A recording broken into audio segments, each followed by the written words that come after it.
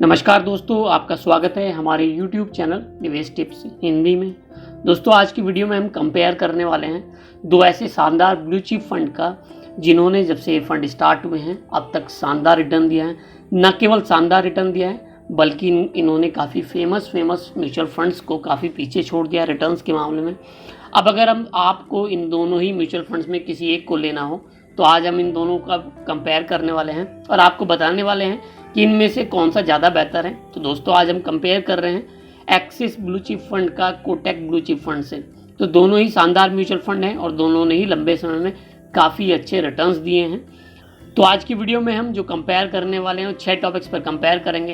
ये सबसे पहले देखेंगे फंड ओवरव्यू, उसके बाद दोनों ही म्यूचुअल फंड का क्या रिटर्न रहा है, रिस्क मेजर्स पर बात करेंगे, पोर्टफोलियो डिटेल्स पर नज़र डालेंगे और फंड डिटेल्स क्या है इसमें दोनों ही म्यूचुअल फंड की, और लास्ट में कैलकुलेट करके देखते हैं कि क्या डिफरेंसेस रहता है अगर हम दोनों ही म्यूचुअल फंड में लगभग 2500 रुपये हर महीना जमा करते हैं, लॉन्ग टर्म के लिए सिप करते हैं, तो म्यूचुअल फंड का रिटर्न के साथ साथ हमारे पैसे पर उसका कितना असर पड़ता है। तो आइए सबसे पहले बात करते हैं दोनों ही म्यूचुअल फंड के फंड ओवरव्यू की।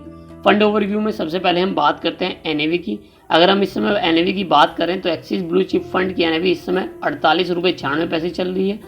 तो कोटक ब्लू चिप फंड की एनएवी इस समय 406 रुपये 94 पैसे चल रही है। अगर हम इसकी वीआरओ रेटिंग की बात करें तो जहां एक्सिस ब्लू चिप फंड को 5 स्टार की रेटिंग मिली है तो कोटक ब्लू चिप फंड को 4 स्टार की रेटिंग मिली है। आपको बताता चलूं कि 1 से लेकर 5 स्टार तक की रेटिंग होती है। जिस फंड की रेटिंग जितनी ज़्यादा फंड वो उतना अच्छा माना जाता है। कैटेगरी और सब कैटेगरी दोनों की ही सेम है। दोनों की फंड एज भी हमने सेम ही ली है, 9 साल 3 महीने। फंड साइज की बात करें तो जहां एक्सिस ब्लू चिप फंड में अभी तक लोगों ने लगभग 35,702 करोड़ रुपए निवेश किए हैं, वहीं कोटक ब्लू चिप फंड में लोगों ने अभी तक 4,132 करोड़ रुपए निवेश किए हैं। आप इनकी फंड साइज को देखकर ही अंदाज़ा लगा सकते हैं कि लोग कहाँ पर ज़्यादा पैसा इन्वेस्ट कर रहे हैं। तो निश्चित तौर पर एक्सिस ब्लू चिप फंड यहाँ पर आपको काफ़ी आगे मिलेगा कोटक ब्लू चिप फंड के मुकाबले। अब आइए रिटर्न्स की बात कर लेते हैं। अगर हम पिछले 1 साल के रिटर्न्स की बात करें तो जहाँ एक्सिस ने लगभग 17% तो कोटक ने लगभग 21% का रिटर्न दिया है।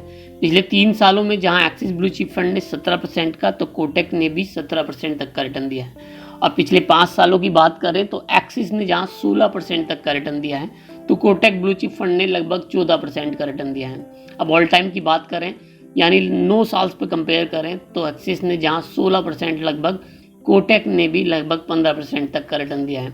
अब आप देखें तो शॉर्ट ड्यूरेशन से लेकर लॉन्ग ड्यूरेशन दोनों में ही एक्सिस ब्लू चिप फंड ने रिटर्न के मामले में कोटक ब्लू चिप फंड को पीछे छोड़ा है। अब रिस्क मेजर्स की बात करें तो अल्फा है सबसे इंपॉर्टेंट।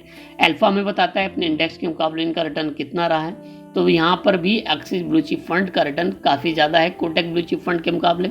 जहाँ एक्सिस ब्लू चिप फंड का अल्फा है 4.03 तो कोटक का है 1.95।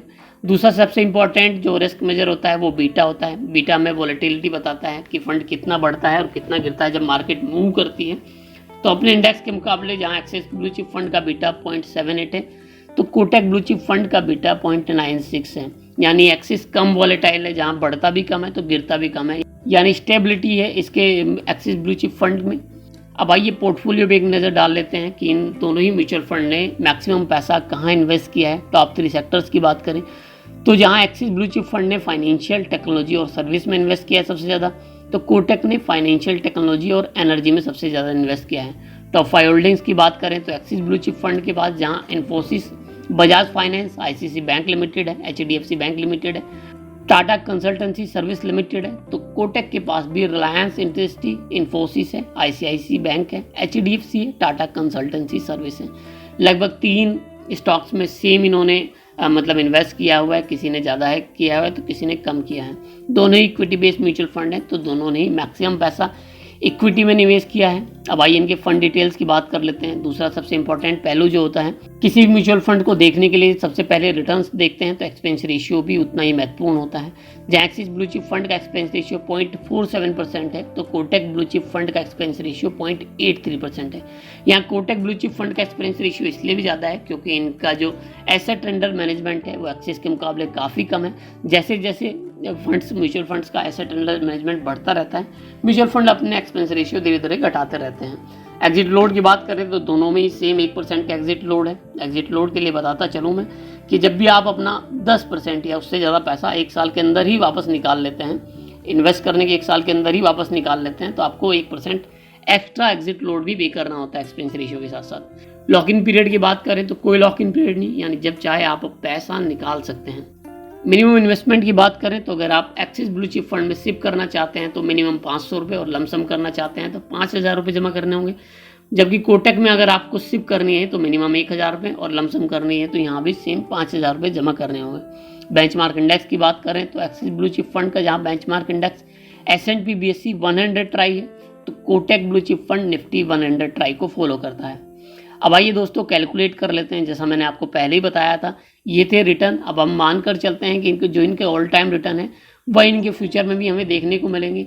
अब आइए कैलकुलेट कर लेते हैं कि हम हर महीने 2500 रुपये की सिप जमा करते हैं इन दोनों ही म्यूचुअल फंड में, तो पैसों के मतलब रिटर्न्स के आधार पर जो टोटल फंड वैल्यू हमारी बैठती है उस पर क्या प्रभाव पड़ता है जब हम दोनों ही म्यूचुअल फंड में।